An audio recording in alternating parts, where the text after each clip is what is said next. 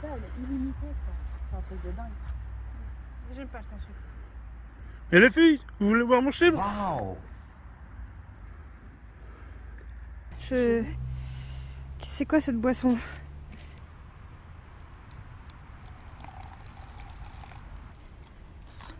Tant de choses. Tiens madame, Merci. comment voyons? Alors? La voiture, elle change de couleur, là. Non. C'est plus la même voiture. Non, non, pas vraiment, non. Non, je t'assure, c'est plus ta Suzuki, là. Attends. Oh putain! C'est ma voiture! C'est ma voiture! Bonjour à tous et bienvenue sur ma chaîne Melrasso TV, j'espère que vous allez bien. Aujourd'hui on va vous faire avec Caro une nouvelle présentation d'une très belle voiture qui est ici. Et le suspense est enfin levé. Et bonne vidéo à tous!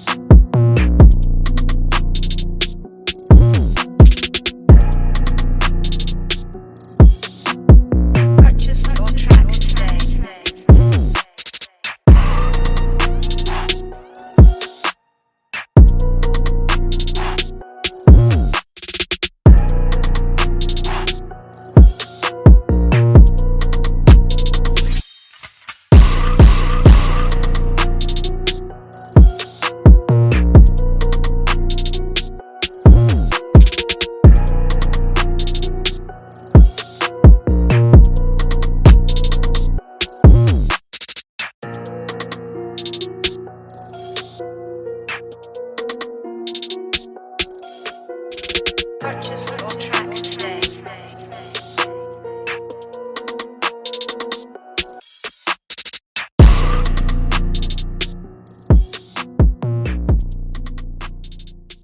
Alors la voiture qui est à ma droite est une Dacia. Petite information, j'ai déjà présenté des Dacia sur ma chaîne YouTube, donc avec Caro, le Dacia Sandero 2 et le Duster. Donc Dacia est un constructeur plutôt roumain qui a été racheté par Renault, donc c'est aujourd'hui un constructeur automobile français.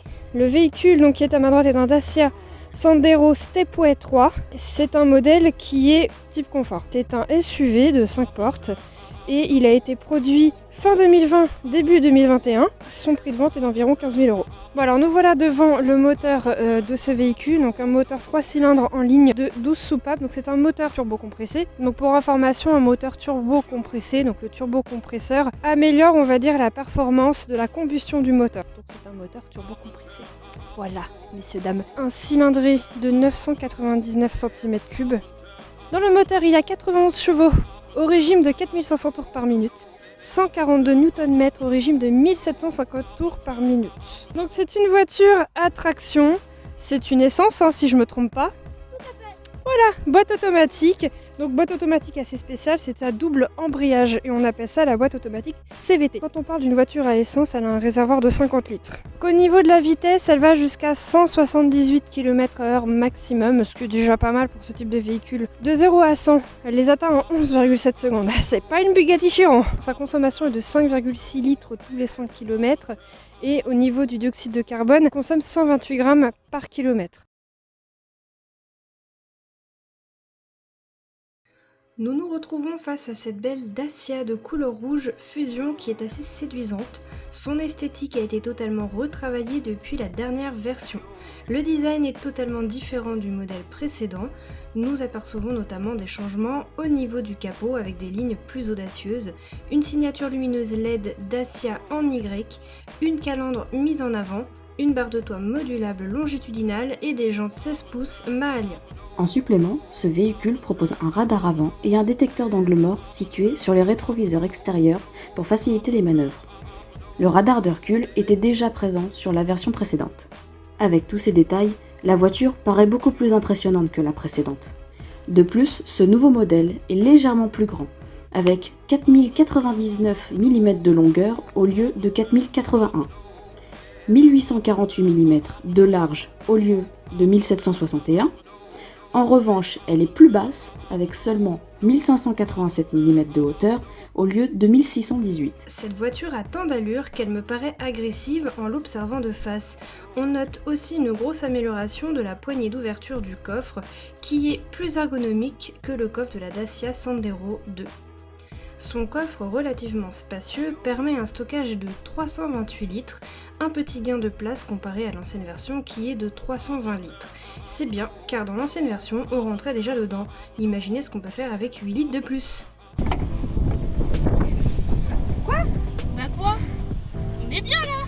Son moteur de 3 cylindres en ligne de 12 soupapes mériterait une protection en plastique pour un minimum de décoration, comme le cache en plastique sur le moteur par exemple.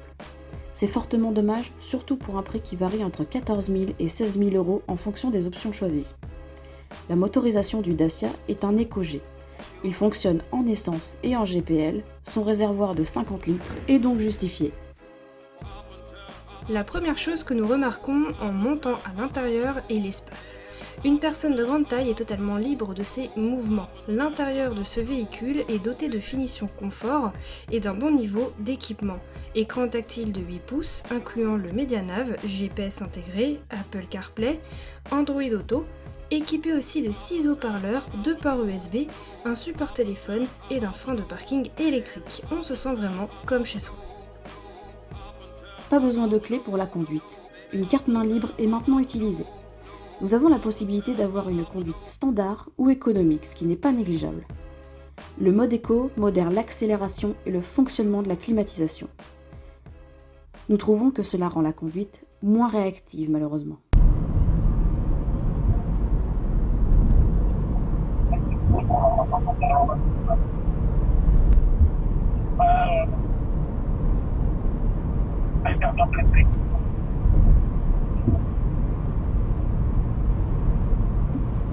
Ok, là on tourne là.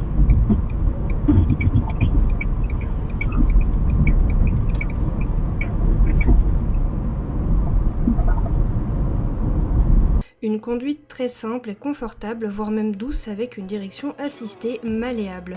Conduire une automatique est toujours agréable, surtout quand appuyés sur les pédales d'accélérateur et de frein sont aussi souples que les mouvements du volant. En revanche, la puissance n'est pas au rendez-vous pour une voiture de 91 chevaux.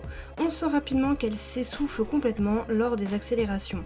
Une montée assez lente dans les tours et un régime faible, entraînant un passage de vitesse tardif.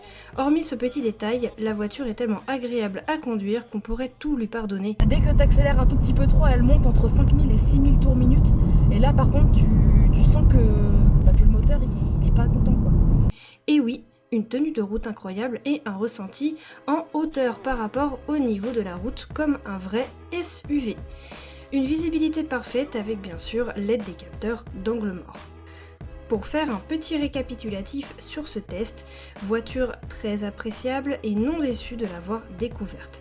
Un plaisir pour les yeux et la conduite, une technologie légèrement au rendez-vous, pas besoin de puissance pour ce type de voiture. Je préfère ce modèle à la version précédente qui respecte bien les attentes des voitures modernes de 2021. Pour conclure sur ma propre voiture et pour une utilisation au quotidien, la voiture est très agréable en termes de place, de conduite et de design. On s'y sent vraiment bien.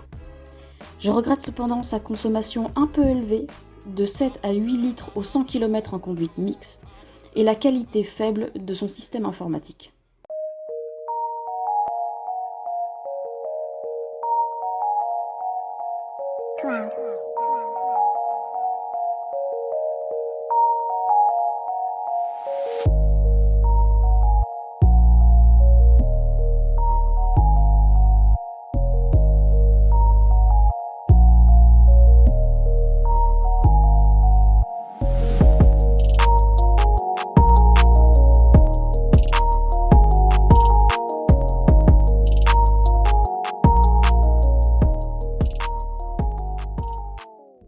J'espère que la vidéo vous a plu. N'hésitez pas à laisser un commentaire, un petit pouce bleu et puis à vous abonner si notre contenu vous plaît. Et puis on se retrouve à la prochaine avec Caro pour de nouveaux tests. Salut! Salut.